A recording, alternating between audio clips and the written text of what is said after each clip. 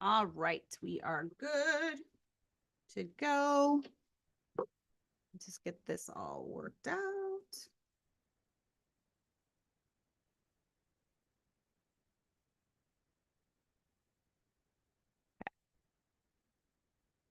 Actually, this always gives me a minute. Hello, Maria.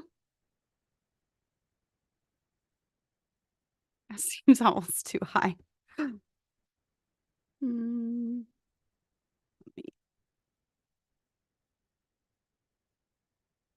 don't have a stand for my mic, like a really big one, so I'm always readjusting. There we go. That'll be perfect. How are all of you? Okay, so let's get right into my topic. I just did a short members live. If you are not a member and you would wish to be, I try to do members lives every so often. I talk a little bit more about stuff with my members than the general. I'm a little bit more like personal, I guess, with my members, but I'm going to try to think of some kind of perks this year to do with my members. And if you have any ideas, let me know. With my husband, I was saying before, with my husband's channel, he does he pre-records most of his, so he doesn't do too many lives. Occasionally he'll do a live, but he like records it and then he releases it earlier to his members, which I like that idea, but I also like having lives. So I'm gonna keep with the live aspect of it so far. But anyways, let's get into today's topic. So, creating a home of joy. It seems as if everyone is unhappy today, depressed, anxious, and needing to be on some sort of meds to help them cope with life. Because of the social media culture, especially, young moms are made to feel as if they aren't doing enough, being enough, or whatever. This often leads to stress that just doesn't need to exist. As moms, we often control the temperature and the culture in the home.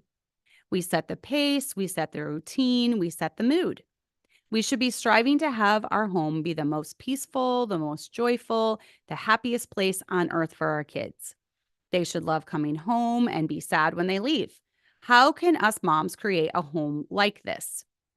How can we create a peaceful environment while dealing with the day-to-day routines, the schedules, and the stresses that life brings? So let's go over this topic. And just for the record, I'm not going crazy and I'm not losing my mind. When I was talking last week on my show, which has received a lot of critique, go check that out. It's over 1,000 views now. So thank you to all my haters. You just boosted it a little bit. It got a lot of critique, but I said out there, oh, it's been a crazy week or something. It was a crazy week. I took Chloe on down to Arkansas, which is 9 hours away, came back, which is 9 hours. So right into church and all of it. And yes, my life is very, very busy. It's very, very full. I do not, but I do it all. I try to do it with a calm attitude and just realize that my life will always be full. My life will always be crazy. So my husband did do a response. You can find that on Andrew Loza's channel. If you look him up, it will come up. If you are even interested, I try to keep that drama off this channel. So, I was on the topic because of Monday night's show, which I didn't say anything in there. I did not think I said anything very controversial in there, but I guess I did a little bit. So just coming at you live from this Alabama 7. And in case you are worried I was sitting around crying, I wasn't. It's, my children thought it was ridiculous and laughed and told me how beautiful I was. And my husband told me how beautiful I was. And it's not about looks. Anyways, it's kind of weird that another man is critiquing another man's wife. So my husband's happy with me, and that's all that matters. So that being said, if you haven't seen the controversial show from last Monday, yes, I still believe all that. I didn't think it was super controversial, but obviously it was. So check that out. Okay, so now how do you say your name? Is it I never know how to pronounce your name. Is it yeah. Let me know in the live chat how you say your name. So yes, I want everyone to know that it is possible to be happy moms. It is possible to be happy wives. Will every single moment of our life be happy and joyful? Absolutely not. But overall, what do you want your children to remember you as? Do you want your children to remember you as just constantly frazzled, constantly stressed? And that's why the more kids that I've had and the more I'm involved in my ministry of our church, I've just had to realize that life will always be busy and life will always be full. And I can either enjoy that busyness and that fullness, or I can complain about it and I can be depressed about it and I can be anxious about it and I can be stressed about it.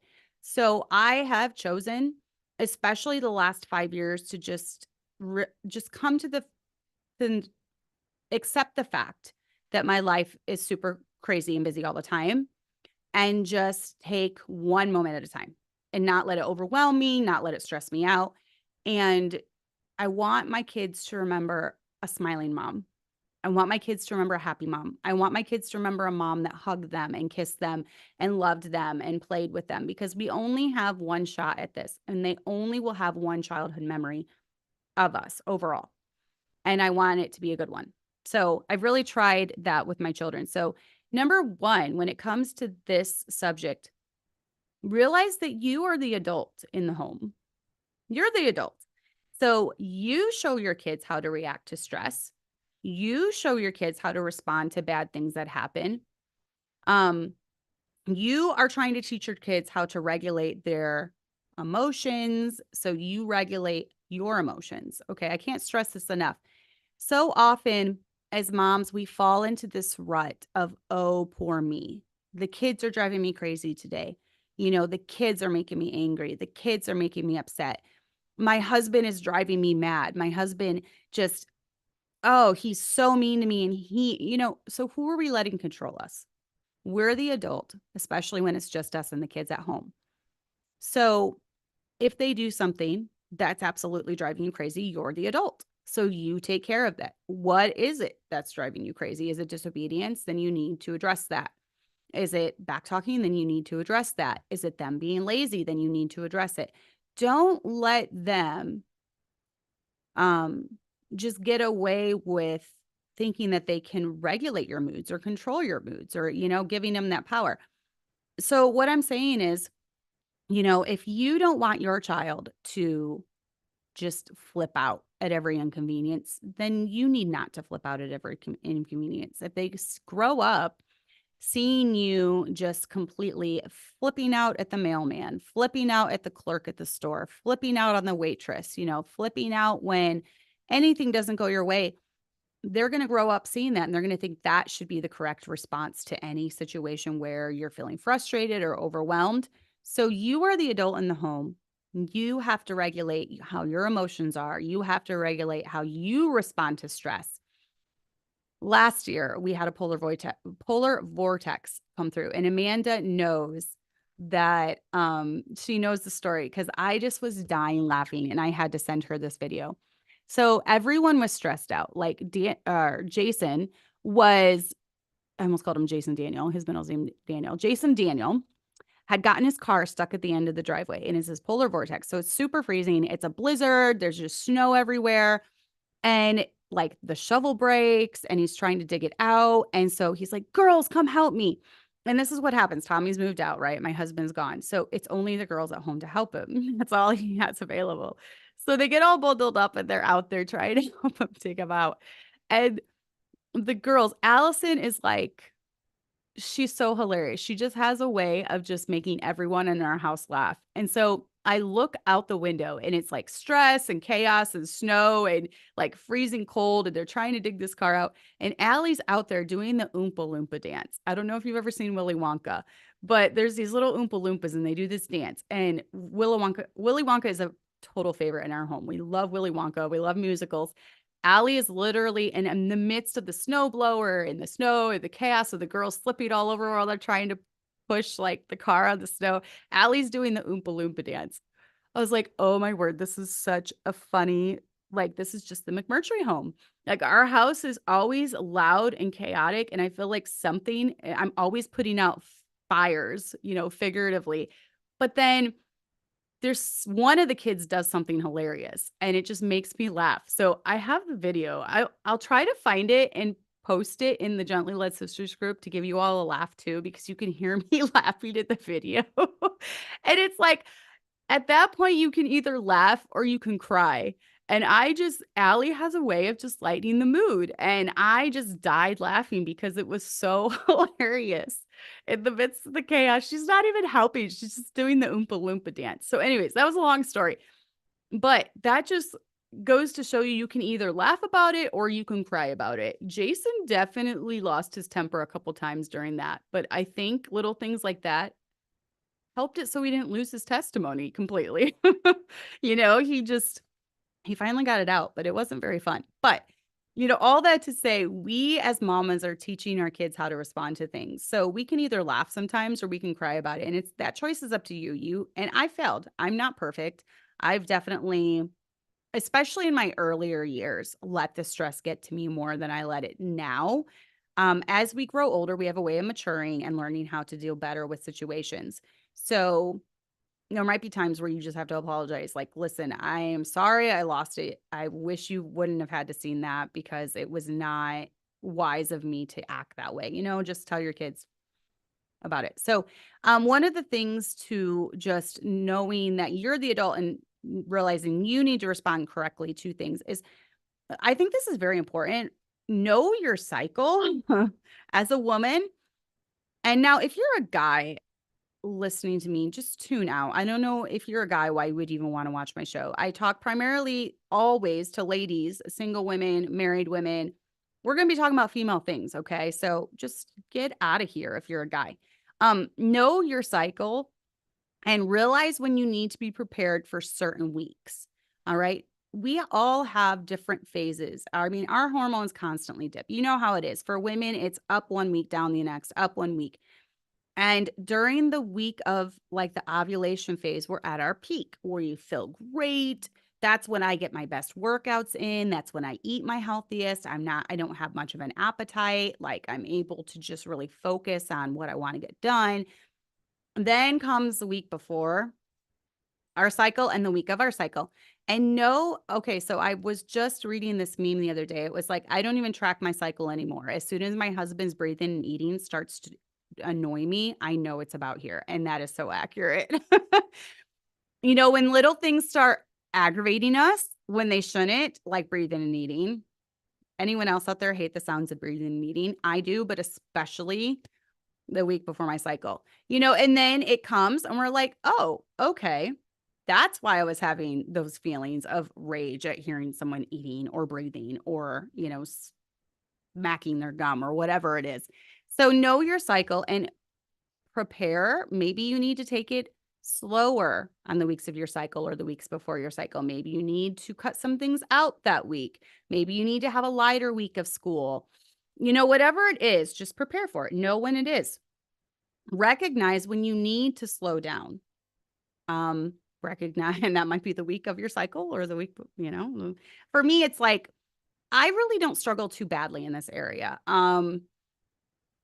I do worse postpartum. Like the last few babies I've had, that whole first year is really tough for me. I do worse postpartum than I do like normally in my cycle. But like I said, that meme is true. It's about a day or two when like his breathing starts to annoy me. I know it's about here. So I really don't do too bad. It's just a couple days. But for some women, it's that entire week before or during. So just figure out when your trigger dates are. And, if something's causing you undue stress, especially during those times, just cut it out, just cut it out. You don't need to do it. You can have boundaries. You can say no, whatever it is. Let's see. Show them what self-control looks like. And this isn't just in emotions. This is in everything. And this is one of the most important reasons that I really took charge of my health about a year and a half ago. Because I'm raising kids in a world where we have weird food and genetically modified food, and we don't get as much activity as we used to. So I knew I was their biggest example. And I still have a few kids that I'm working on this area with. And you have to be careful, especially with girls, because they need to be healthy, but you also need to be careful of their emotions and how they feel about body image. I don't want to be the voice in my girl's head for their whole life where they'll remember that I said something negative about them. And one of the reasons that I am comfortable with who I am as a person and my appearance, how I look, whatever. I was telling a story about it in the members live. I had really good parents who taught me the correct balance between being healthy without like over focusing on it. Like, well, especially my dad was a super great dad. And I got the best years with him because I was the oldest of five and I was 17 when he died. So my 5-year-old sister obviously didn't get as many years with a great dad like I did. But he would always tell me, "You are so beautiful. You are going to make someone a great wife." And I still remember those words of kindness. And um, my parents were really good at focusing on my strengths over my weaknesses, and they built the foundation for self-confidence. Like they pushed me to do better at the things that I excelled at, such as music and writing, the arts, basically. And so, because my mom paid for so many lessons, because she gave me tutoring in different subjects, because um, she let me take so many instruments at one time. At one time, I was taking flute, voice, and piano, because she put the money for those that really helped build a level of self-confidence. So as parents, we have so much, not power, but influence. We have so much influence when it comes to the inner voice of what our kids are going to think about themselves as they grow up. They're either going to remember you harping on their physical features or whatever. I don't know why you would as a mom, but they're either going to remember that or they're going to remember kind words. You have beautiful hair, you have beautiful eyes. I love it when you smile. Lana, she is so adorable when she laughs. I love her laugh. It's so cute. And so I'll actually look for opportunities to hear her laugh because it's so cute. And, there's always something that you can either tear your kid down over because we all have weaknesses. And so you have to find the balance between correction and building your child up or building up their self-esteem. But because I had a very good level or foundation built for me by my parents, anyone can say anything they want about me and it doesn't phase me, whatever. I don't care. Um, whether it comes to my physical features or, whatever, I don't care. Um, so, but not everyone's like that. So obviously, as a person, you shouldn't try to tear other people down because someone might be really, I don't know, sensitive about their looks because maybe they don't have that good foundation. And as parents, we have a lot of control when it comes to that. But show them what self-control looks like that. And that can be in diet, emotions, um, time management, interacting with different people, dealing with disagreements. Oh, that is so good, Ashley. Ashley said, I heard a quote about building a child is better than repairing an adult. And I cannot, oh my goodness, these years between birth and letting them fly at for my kids, they've kind of been late bloomers. It's been more like 20 is kind of like, oh, Jason will be 22 and he's getting married this May. But Abby's 20 and still lives at home and everything. So it's been like in their early 20s is kind of when they fly and soar and all that. So for me, my kids have been a little, which I love. I love having 2 decades with them, so, but it's so true. 0 to 20, I mean, those years will shape who they are as an adult. You will be their inner voice, and they might have to go to therapy eventually or get rid of the lies that were told to them as they were growing up, So we have a lot of control when it comes to that. But we also can show our kids self-control when it comes to these other areas of our lives, such as we exhibit to them how to be healthy. Our emotions. Do we have healthy emotions? Do we have healthy reactions to things? Um, Time management. How are we with our time? Are we just endlessly scroll for hours? And then interacting with different people, dealing with disagreements. They watch all of this and they observe. And most of their learning comes from what is caught, not taught. We can say anything with our mouth, but if our life doesn't line up, it doesn't matter. They're going to do what they've seen exhibited. So your home should Be relatively free from strife with your husband. I feel like this alone can create a happy home or it can cause a miserable home because kids pick up on a lot. They want mom and dad to be happy. They want mom and dad to not be fighting with each other. They want a calm home. They don't want, you throwing stuff at each other, yelling at each other, calling each other names. So, um, show them what it means to listen to their dad. In our house, our kids know that any decision, because I do make a lot of decisions. I am the queen of the home in a way. So I am the manager of the home. So little decisions from day to day, I'm going to make. But just Abby texted yesterday. She was down at her boyfriend's house and she's staying with Tommy and Jenna and then, with him during the day. Just specify that.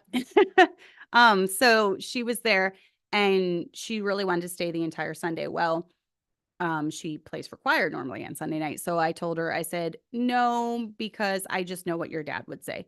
And so the only reason I was even saying no, because to me, it's not a big deal, but I know what he would want. So finally, I just told her, text your dad. Like I'm out of this. So whatever your dad says goes. So she did text him and she did manage to convince him to let her stay because she hasn't missed any yet. So that's why. But he allowed her to stay the whole day at, going to the same church as Tommy and Jenna, and then where her boyfriend also goes to church because, yeah. Anyways, he's Jenna's brother. So she was going there for the whole day. But that's just when it comes to decisions I make, I'm not going to do anything that I don't think their dad would approve of. So if I don't know or I'm unsure, I just kind of, let my husband deal with it. And so dad gets the final say. So your home should be relatively free from strife. So when I showed them what it means to listen to dad, and she even told him too, she's like, I don't want to do anything that you are not going to be happy with. And it's very important to our kids that dad's happy and that mom's happy. So they're sure before they do anything that we both approve. But especially with my girls, there's a special place with dad. Dad is very special. And I even told him, I'm like, Abby has a power over you that I do not have. And you'll find that with if they have a good relationship with the daughter and the dad relationship, daughters have a way of having dads wrapped around their little finger. And my girls definitely do with their dad for sure. Um, Joyfully Be has helped me show your kids that dad comes first. Like in our house, I always serve him his plate first, mainly because we have a big family and the food gets gobbled up really, really fast. And I want him to make sure that he gets his plate before everyone dives in. So the way it normally goes is dad gets served. I just dish up his plate for him. That's just easier. I kind of know his portion sizes and what he likes. And then the kids all get theirs and then I get mine and I sit down and eat with them. That's kind of how it goes. That's just the routine we've come up with. It's always worked for us. Yours could be different. Show them what a good relationship with a spouse looks like. They're going to be building a lot of their images of marriage based off of how your marriage is. So, show them what that good relationship looks like. Have fun with their dad, date their dad, laugh with their dad. That is so important to your kids. They need to see that good, rock solid relationship. Oh, yes, Sarah. It starts very early, like literally so early. There is something when, it says that mama's boys and then it says daddy's girls. That's very true because my boys are very, very special to me and so are my girls, but it's different. I don't know. My kids joke that Jason is the favorite because he acts and looks so much like my husband. And I'm like, okay, first of all, I don't have favorites. But that does work to his advantage because I'm like, I love your dad so much and fell in love with him. And then Jason looks so much like him, acts so much like him. I always tell my kids that my favorite kid is the one not causing me problems, but I joke. I don't have favorites. So my views on video games, this is going down a rabbit trail, but I am perfectly fine with video games, tame video games. Obviously, I don't like what is it? What's that? Grand auto theft or something. I don't even know that's never been allowed in our home. Obviously games with like violence, nudity, but we're talking Mario Super Brothers. Why not? It's their video games are just like any type of entertainment. As long as they're clean, I see nothing wrong with it because we all have some sort of entertainment, whether that's reading a book, whether that's scrolling our phone, whether that's watching a movie. So I consider another form of entertainment. And so as long as you keep it clean, there's no problem with sitting around chilling. After all your chores are done, your day is done, you have like a half hour break, go by all means sit down and, play some video games or whatever. So we've never had an issue with them. Um, I just found an adorable picture of my husband when the boys were real little, they would play video games with him. And it was always Mario Party, Mario, F-Zero, that like racing game with the cars, no nudity or anything like that in it, nothing bad in it at all. And so he would put them on his lap and like give them a controller and they would play with him. And they really thought they were. And it was so adorable. And they loved it. It was good bonding time with dad. So I don't have any problems with that. But when it comes to your husband, his wishes come first in the home. So like we pattern everything around my husband, his schedule, whatever activity he wants to do, what time the meal is. He loves to eat by 4 p.m. And that's just what he likes. If he comes home and he learns that supper isn't going to be till 6, which is when most normal people eat, he's like, "What?" I'm like, "I'm sorry. I had to run the store. I had to do this, whatever." So I try to make it a point, like have something in the crock pot if I know it's going to be a busy day so that it's ready by 4. Because to him, that's really important. So, and your husband's going to be different. Maybe he likes to eat at 7. Maybe he likes to eat at 5, whatever it is, just his wishes come first. Talk respectfully about him and to him, especially around the kids, because if you want them to listen to dad's advice down the road, you'd better listen to him and respect him and all that good stuff. Show your kids that dad comes first, then they come next. This gives them a sense of security. My kids have always known that Tom and I, our relationship is first.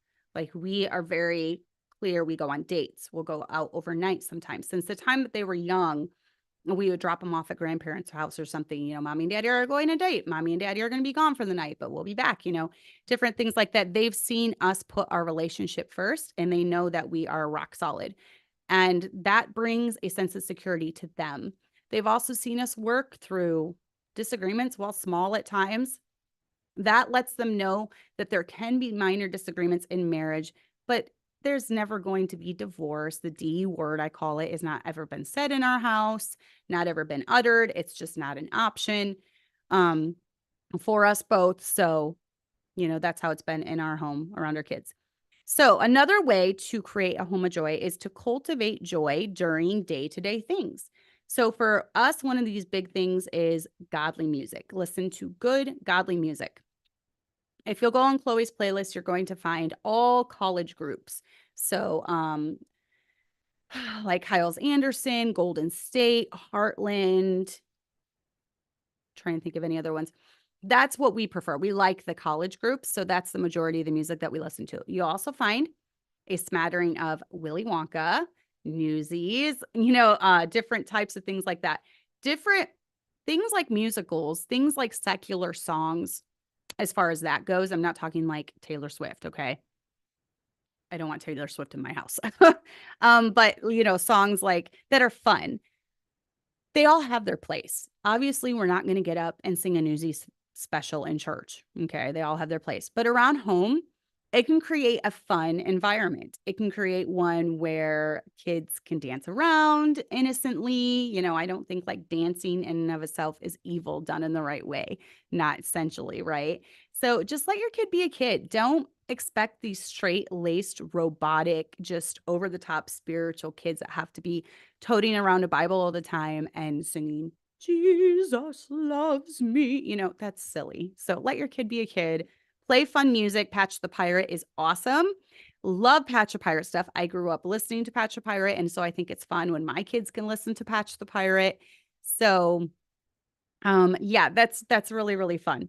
So teach them chores first, fun later. And that's kind of what we do in my house. I'm not very strict from the hours of about 5 p.m. till bedtime. That's kind of free time. Because during the day we're doing school and we're cleaning the kitchen and that's kind of chill time after 5 p.m. and that's actually my favorite part of the day. My favorite part of the day is like after 7 to 8 when we get the babies to bed and I retire into my room and we'll watch a documentary, me and my husband, we'll talk about our day. We'll get under our electric blankets because it's so cold in Illinois right now. So that's actually my favorite part of the day. But that's I'll let them watch a movie. That's when they'll play a video game. Even though I don't know if my girls really play that much. Sometimes they're on the Oculus. Trying to think of anything. Sometimes they're on the Oculus, but that's when they can be on their iPad. That's when whatever their chill time activity. Allie has just gotten into reading books. So a lot of times she'll read her books during that time. So, we do our chores and our work the majority of the day. And then I do allow them to have every household needs chill time. Have a schedule and expectations. This will help them know what's coming. And for us, pretty much primarily from Monday through Friday, we're very scheduled. Tuesday through Thursday, especially because that's when I teach. So that my kids know it's very set in stone. But then Friday through Monday are my off days with teaching. And that's when, though, we focus on school and then getting any, grocery shopping done, doctor's appointments. We'll kind of do it during that time. Kids don't like surprises or having zero schedule. Having zero schedule, I've seen in homes is very chaotic and stressful. It's stressful for mom. It's stressful for kids, whatever. So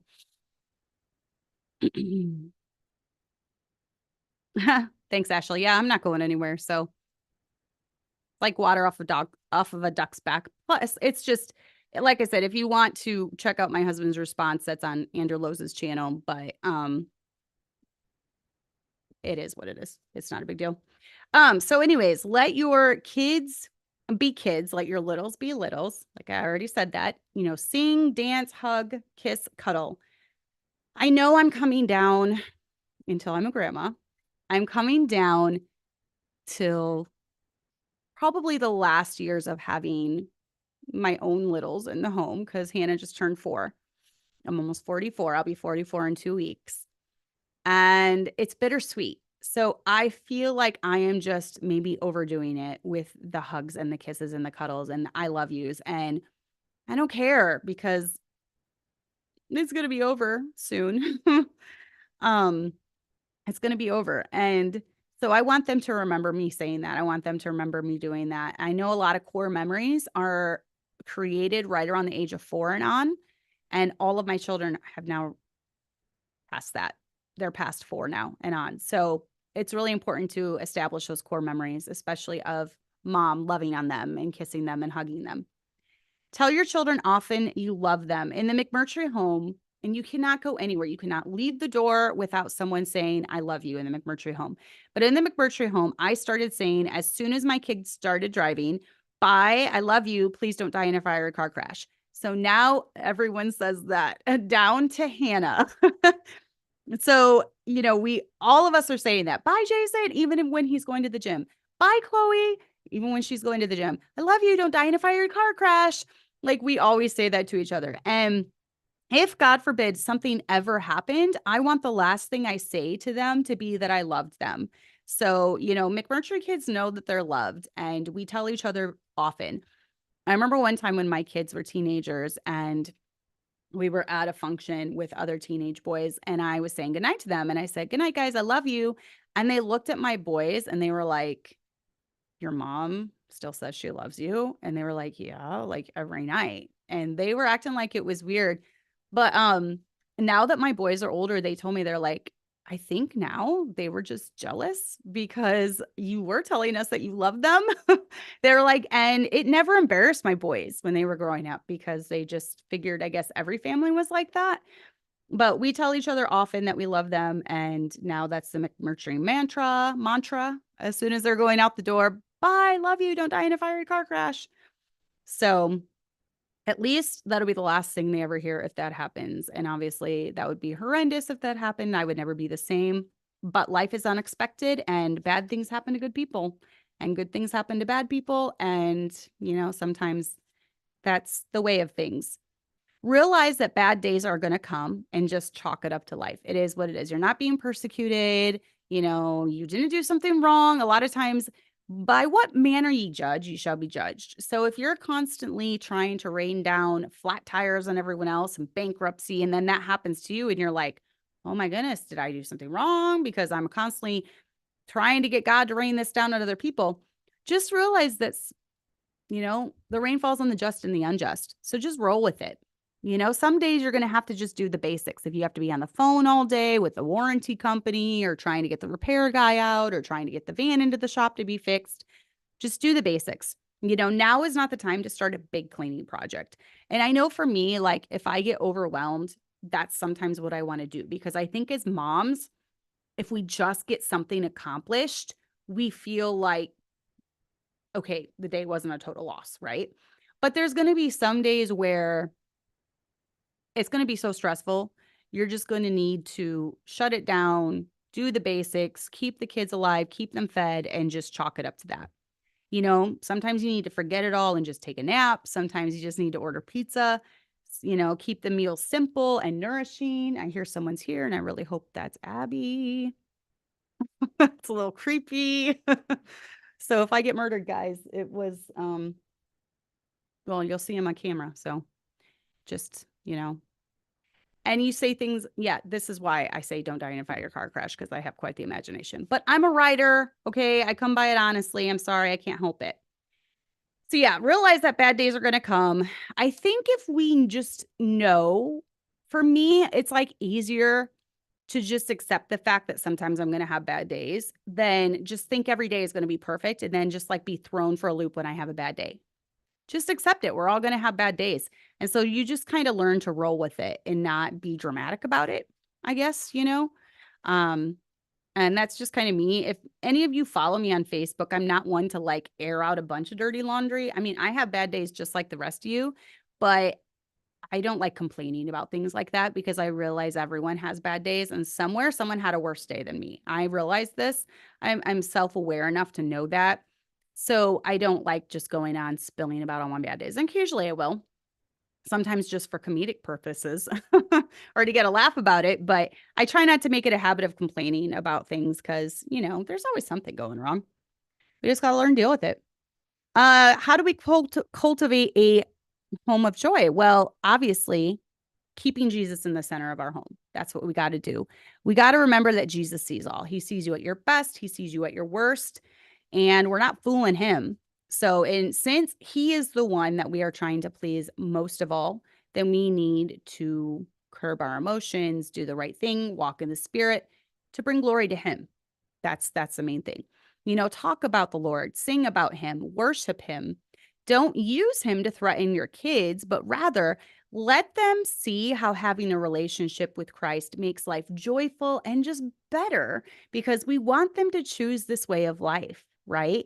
So if we are a miserable old hag who's just yelling at everyone and freaking out all the time, and, there's just like, we're just like, I don't know, yelling Bible threats at our kids. If you were in the Bible times, I'd take you out and stone you. If we're saying stuff like that to our kids, then why in the world would they want to like serve him with the rest of their lives? Would they want to follow him, like knowing all this stuff in their head, right? So for me, I try and, yes, we need to bring our kids up and tell them Bible principles, but I try to make it more like teaching opportunities. Kelly, we do this because we love God. We love Jesus, and Jesus did so much for us. And so we're trying to live our life in a way that would make Jesus happy.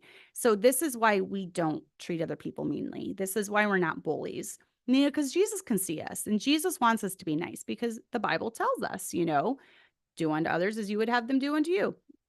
Not in those exact, whatever that verse, look up the verse on your phone if you have to. So I try to use biblical principles like that woven throughout just living in life, in the car, talking about it at home. Why? And I'll even ask my little girls this: who made you so pretty? And they'll say, God. Or I'll say, who put you in my belly? And they'll say, God. And I'll say, who made you so pretty? God. Yes, he did. And I'm so happy God gave you to me. Little lessons like that. It doesn't have to be like this whiteboard presentation where you have a whole list of verses. It's, the Bible talks about talking about him when you rise up, when you go, to sleep, and all these things. So basically the entire day.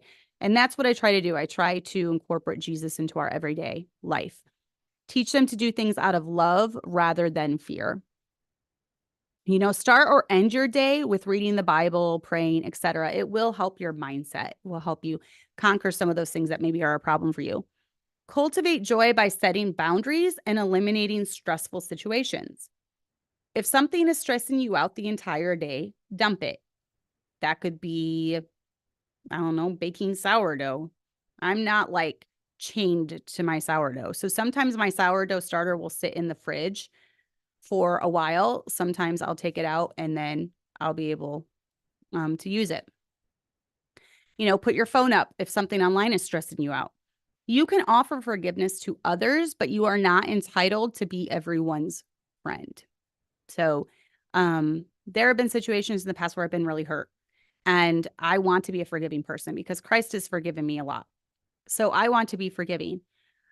But because there has been like trust broken, when it comes to relationships or friendships or something, because there's been trust broken in those areas, I can forgive and I can tell that person I forgive them, but it doesn't mean I'll ever be close to them again, because there are certain things that once that trust is broken, it's hard to rebuild when it comes to friendships or, different things like that. Forgiveness of others does help you bring peace. It does help bring you peace. And I've often felt that if I start dreaming about a situation, I know I haven't forgiven them totally. And so I need to get that right for my peace of mind. So when I release that to the Lord and I pray and I just take that out of my thoughts and I just clean the slate when it comes to whatever situation it is or whatever person it is, I'm able to sleep a lot better at night. And then I know that's when my heart and mind is clear. So show your kids how to calmly navigate stressful family situations, whether that comes to a disagreement, an argument. Never should yelling, cursing, degrading, etc. be shown to them. Don't ever yell at your husband in front of them, curse at him, degrade, like disrespect him, try to bring him down, call him names. They should never see that from us, especially when it comes to their dad. Cultivate joy by being invested in your kids. So with your girls, build them up with kind words, actions, conversation. With your boys, encourage them, praise them, root for them. They should know that their mom is behind them 100% more than anyone. Your girls should hear things like, "You're so beautiful," or "You beautiful eyes. I love your smile. I love your laugh." God made you so perfect, in every way. I love your personality. I love this strength. I love how you can interact with people like this. I love how you can plan this event. I love, they need to hear our encouragement. Put your phone down when they talk to you, because we get trapped in we're texting or something and, we'll have a little one going, "Mom, mom, mom, mom, mom." So I try to just put my phone down, look at them in the eyes, talk to them, and listen to them. Know their interests and try to help those bloom. Just like I'm so glad I had parents that they made me the woman I am today by encouraging me to do things like writing and the arts. And, my mom saw my interests and she took the steps to cultivate those interests. And I'm so thankful for that. So with my own children, I've tried to do that, whether it comes to them crocheting, my girls, um, if it's going to the gym, if it's musical, with Allie, I know a lot of it is she's gotten into reading and, writing, different things like that. So I'll try to equip them with what they need to better further their interests. And then let them start becoming an adult by letting them expand their wings in a safe environment. So my goal as a mom is not to create a prison that they want to escape with as soon as they turn 18. My goal as a mom is to equip them with wings that they're able to fly when they're ready. And so we allow our kids to start having pretty big responsibilities by the time they're 15 or 16. My boys started working when they were 12. So, and I know a lot of parents would be like, "Oh, not my little baby boys," but you have to teach them to stand against different situations that might pop up, such as like not watching someone on someone's phone or not interacting or not partaking of like dirty talk or, profanity when they're on the job. And we trained our boys from a very, very early age. Listen, if anyone ever tries to showing something on their phone, don't look, because they're probably trying to show you something that's nasty or dishonoring to God. If anyone ever tries to get you to cuss, it's not cool to cuss. It's not manly to cuss.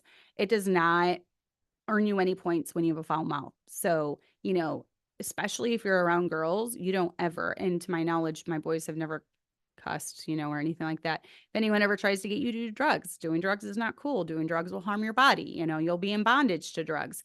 Anyone tries to get you to smoke, we taught our boys this early so that they, um, knew this very, very early because they started their first job when they were 12. So we tried to give them responsibilities so that we could see how they handled it. And if they handled the small responsibility, we then allowed them more responsibility. And it got to the point where um, people say I live in a picture perfect world, but I don't. It's not picture perfect. It's the same world you're raising your kids in. That's the world I live in. I've just tried to really train my kids and equip them. And it's taken a lot of time, effort, sweat, blood, and tears. It's not something that just like, okay, Cassandra and Tommy's genetics produce these wonderfully behaved teenagers where they've never had to, incorporate corporal punishment because their teens just lived in this picture perfect world. How do you think they got like that? It didn't just magically happen. It was a lot of work. And part of that work was just from the time they were little, we started instilling principles into them. We started telling them about the dangers of these things. Another thing is we never allowed foul language in our home. So if we didn't want our kids saying things, we just didn't say it in our home. You know, um, Quoting Bible verses all the time, like trying to implement biblical principles into our teaching and our training. Um, and then showing them love, I think, is the most important thing. Our kids know that we love them. Our kids know that we aren't just trying to be like prison wardens. Our kids know that if we don't want them doing something, it's because we legitimately care for them and love them. And so because they know that we love them, they love us in return. And it's important to our teenagers to make us happy. And so we've not had one that's rebelled yet. And hopefully we won't. I mean, Allie's close to 15, not a single issue out of her. Um, so we haven't had the need because when we tell them to do something, they do it. Or when we say, don't do this, they don't do it. So it's not that it's a picture perfect world. It's that we've taken steps to get it to that point. Um, so yeah, it's definitely not a picture perfect world. And I'm telling you, there's been a lot of late nights and a lot of tears, a lot of praying, um, a lot of second questioning. Are we doing the right thing? Are we making the right choice? When it came to allowing them to do something or not allowing them to do something, and then just trusting that they would listen to that or they would obey it. And, it's not that it's picture perfect. It's a lot of work. It's a lot of work in choosing the right steps and choosing the right choices to get there. Um, be very careful not making your home a prison to escape, but rather a safe haven to return home to when they want, even after they're out of the house and married. You want your kids coming back to visit with you and talk with you and bring your grandkids around. You want that. So teach them the whys behind standards and convictions. Don't just say, because I said so, because that's really easy. But I think it's a cop out because we should be able to explain to our children why we do the things in our lives. Why, as girls, do we wear skirts and dresses? Because that is a conviction I hold to very firmly. Why do we do that? Well, explain to your girls why, and then you'll raise girls that don't mind because Abby gets questions all the time where she works. Everyone knows that she's a Baptist pastor's daughter. Everyone knows that she's a Baptist. Everyone knows why she holds to certain convictions. And most people, even when I was a teenager, we had switched to skirts and dresses only. I got questioned too, and it never really fazed me. It didn't bother me. And I never once remember, I never got made fun of ever, even in secular situations, such as I would do music camps at a local college. And so I was with unsaved, the whole majority was unsaved people just taking music classes. And they questioned me about it. And I told them because I'm a Christian and I want to dress in a way that I think is Christ honoring. They're like, oh, cool. Most people will be like, okay, cool. I think like the political mindset, how everything's politically, you're not supposed to be politically incorrect. Well, I think because we've gotten to the point in America where like people actually accept other people's religious views, they just see it as a religious view and they're like, oh, cool. Okay. No big deal. And so I've never been made fun of it for that aspect. Abby never has. And it's just something that doesn't bother us. But I explain to my girls, this is why we dress this way. This is why we don't dress this way or whatever. Gain their hearts early by showing them how much you love and care for them so that they'll want to please you and bring you joy. Teach them we don't do things because we're deprived or we're just these victims of this Christian culture, but because when we keep certain things out of our life, it brings us joy. And so that's what your kids have to just realize. It's not that we're in this life of bondage where we can't drink and we can't smoke and we can't cuss and, we can't dress this way. No, it's because not doing those things is going to give us a more joyful life because we're not going to be addicted. We're not going to be spending money on it. We're not going to be so stoned or so drunk that we don't know what's going on, in our home and or in our kids' lives or whatever. So we've tried to teach that's why my husband named this church Liberty Baptist Church, because we both have felt like we've had so much liberty in our life. We've had so much joy and we've had so much freedom not being in bondage to all these sins and all these lustful things that are out there. So for us, it's been a very joyful life filled with liberty, liberty from just the bondage of sin that some people experience. So, and anyone can get that liberty. Anyone watching the show can get that liberty. First of all, just put all your faith and trust in Jesus Christ alone for salvation.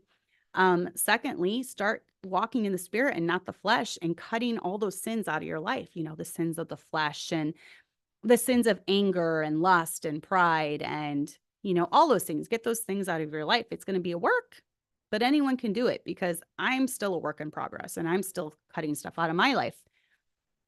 It's not how you appear to others, and teach that to your kids. And this is one thing that's often said in the McMurtry home. This is how the McMurtrys do it. I don't care how the Turners do it. This is how the McMurtrys do it. I don't care how the Shepherds do it. This is how the McMurtrys do it.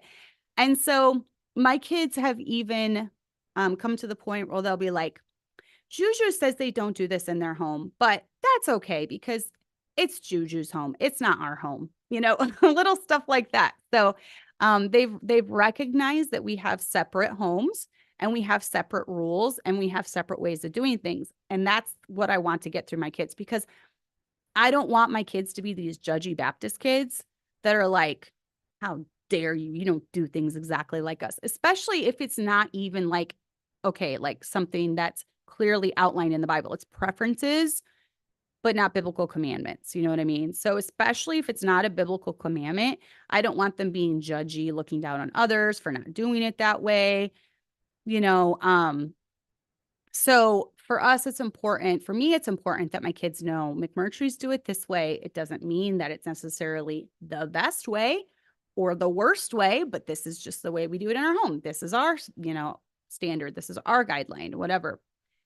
So it's never been in my home even about how I appear to others. So like, even though lots of people right now are just trying to ruin my testimony and ruin my name and try to paint me out to be this horrible person, even though I have a husband who loves me and kids who love me, that's why it doesn't matter, because it's not my first priority to just like have all these women just like fawning and worshiping me and, oh, Cassandra, you're such a great mother.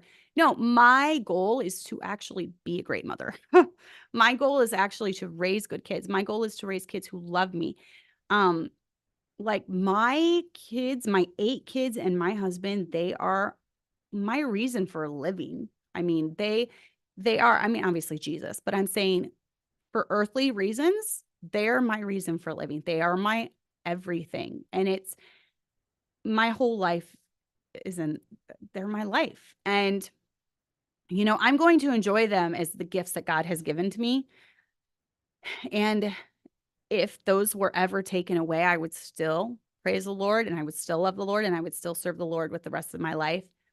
And obviously I would be forever changed, but it doesn't matter what the outside world thinks about me, especially when I'm living life and loving my family and my family loves me and I'm loving my church and I'm invested in my church. And I'm here serving at my church. It doesn't matter.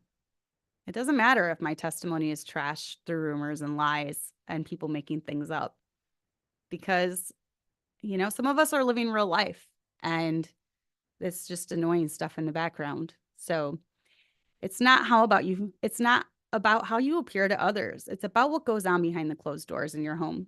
Let your kids be different and accept those differences as they're adults. They're not going to do everything you want them to do. They're not going to make every choice exactly the way you would have made it, but they're a different person than you are. They have a different personality. They were raised in different situation than you were. They were raised in a different set of circumstances. So they're going to be different. You got to love them. You got to pray for them. As parents, it gets to a point where we can influence them, but we cannot control them. And as such, just realize they might not do everything the way you do, but it doesn't make it wrong or bad or, as long as it's not sinful. So learn to compromise when it comes to things that aren't sins. I think a lot of us as moms, we make things into bigger deals. We can be a little bit more dramatic than we need to be. And we need to learn to just chill when it comes to things that maybe, like I said, are just like guideline type things and not like sinful things, so we just need to chill. And my husband's always been really good at this when it comes to raising our adult kids, especially when they're still living in the home. Even if it's something that he necessarily wouldn't do at their age, he's really good at talking to them about it and reaching middle ground. And I do feel as if parents are too quick to bring down the hammer without even trying to negotiate on something that might not even be a sin, whether it's something like going to college or getting a job or what field they go into. It might be different than your will for them. But if it's not sin, if it's not going against the Bible, if it's not going against God, then you need to try to kind of compromise with your kids. And we can be too quick to bring down the hammer because our kids aren't acting exactly like us, or they're not making the same choices, or they're being so stupid with their career choice. Well, they're different than you. So as long as it's, they're still going to live their life in a way that brings honor to the Lord, and they're not going to be robbing banks as a side job, then, try to get on board. Try to be proud of them. Try to, let them know that you're proud of them. Let them know that they're doing a great job or whatever, even if it's not the career choice that you would pick. So those are some tips. My microphone just fell. Those are some things that we have tried to do to make our house a happy home. And obviously we've had our hairy days. We've had our stressful days. Everyone does. But overall, I would say, most of my kids would agree that it's been a pretty happy home. Probably the one that gets, overwhelmed the most is going to be the mom, whether that's like just being overstimulated with pots and pans going crazy, music going on. Sometimes I just have to turn off the music if it's a little too much, because I'm doing 50 million dinner things or something. And then the phone's ringing and you're trying to get the repair guy. Yeah, it can be a little hairy. I feel like the moms bear the brunt of that. But that being said, you are the thermometer. You are the thermostat. There we go. You are the thermostat in the home. So you have the potential to make it a bad day good or a good day bad. And you have the potential to cause fights with your husband when they don't need to be caused. You have the potential to be the peacemaker in any situation. You have the capability, not the potential. You have the capability of being all those things for your kids. And you set the temperature in the home. So try to have a nice, comfortable, peaceful temperature going on in your home. And if you have a bad day, just say, tomorrow's fresh with no mistakes in it yet. So go to bed, wake up the next day, determine that it will go better, and it should. So definitely. Let me just make sure I didn't miss any chat here. Patch the Pirate videos. There's not really many videos. We actually just bought a DVD that they did. I don't even know if I've watched it yet, though. For Christmas, they had a Black Friday sale. I think you have to go on Majesty Music website and you have to order. They still sell they might sell MP3s. They might sell downloadable discs, but you can also buy a hard copy of a DVD, the CD that you listen to like in the van or whatever. So I think you have to go on Majesty Music to find that. So hopefully. Nice way of going about it, Ron. There you go. You have to know Ron. I know he's halfway joking. Yeah, especially when you say your wife better. Oh, that's funny. All right, guys. I hope you have a great week. And I hope you make this week a more joyful week than last week. And we're always striving to be better, and we'll always strive to be better together. So thanks for tuning in, and we will see you next Monday.